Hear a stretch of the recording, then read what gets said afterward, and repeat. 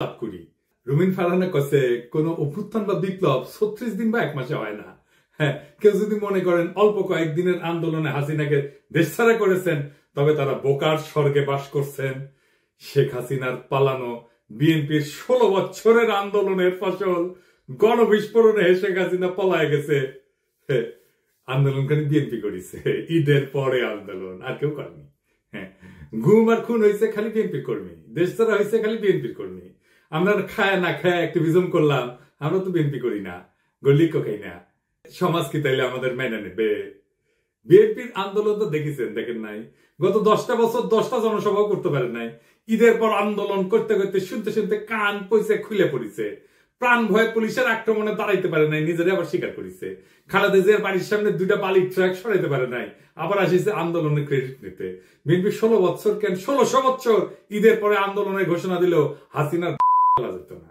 যখন আন্দোলন চলছিল তখন মির্জা ফখরুল কইছে বিএনপির নৈতিক সমর্থন আছে, শুধু সম্পৃক্ততা নাই। হ্যাঁ, শুনেন, আমরা এই আন্দোলনের সঙ্গে কখনোই সরাসরি জড়িত নই, আমরা তাদেরকে নৈতিক সমর্থন দিয়েছি। আর আজ রুমিন ফারহানা বলে বিপ্লব তারাই করেছে, 1 মাসে বিপ্লব হয় না। তাহলে 7ই নভেম্বরের বিপ্লব কেমনে 4 দিনে হইল? নভেম্বরের 3 তারিখ থেকে 7 তারিখ বিপ্লব। রাশিয়ার বিপ্লব কেমনে 10 দিনে হইল? দুনিয়া কাঁপানো 10 দিন, ওই টাইমের উপরে একটা বইও আছে। বিপ্লব ক্ষণস্থায়ী, বিপ্লব অল্প সময় থাকে। বিপ্লব হইতেছে সেই মহেন্দ্র ক্ষণ, একটা মাহদীয় সময়, যখন একটা জনগোষ্ঠী তার জাতীয় আকাঙ্ক্ষার সর্বোচ্চ শিখরটা হুট করে ছুঁয়ে ফেলে, বিদ্যুৎ চমকের মতো বা লাফায় ওঠা ল্যাম্পের শিকার মতো।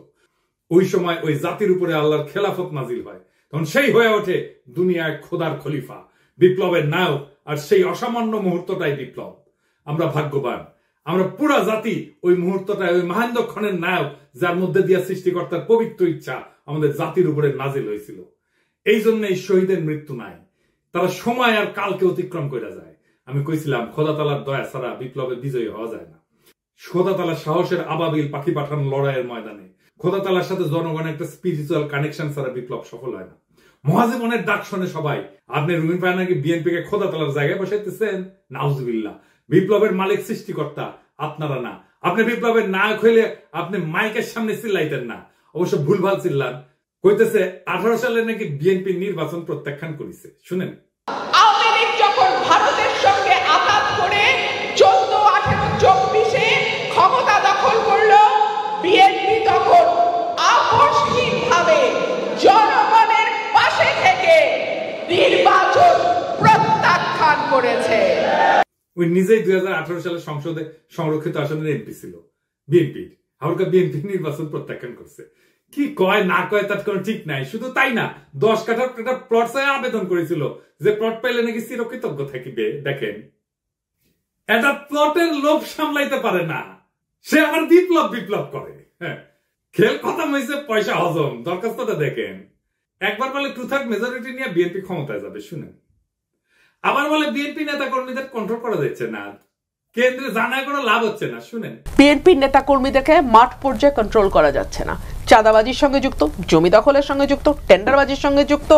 আমার এলাকাতে পদধারী নেতারা কেউ মাটি ভরাট করে নদীর উপরে, জমি দখল করে, আরেক উপজেলায় পদধারী নেতারা মামলা বাণিজ্য করে। তো কন্ট্রোল করা তো যাচ্ছে না। কেন্দ্রে খবর পাঠানো হয়েছে, কেন্দ্র কোনো অ্যাকশন নেয় নাই। তো বুঝছেন তো, বিএনপি ক্ষমতা এসে কি করবি? আচ্ছা, ওরে ছেড়ে দিই, বাচ্চা মেয়ে কি কইতে কি কয় ঠিক নাই, আপনারাও ছেড়ে দিয়েন।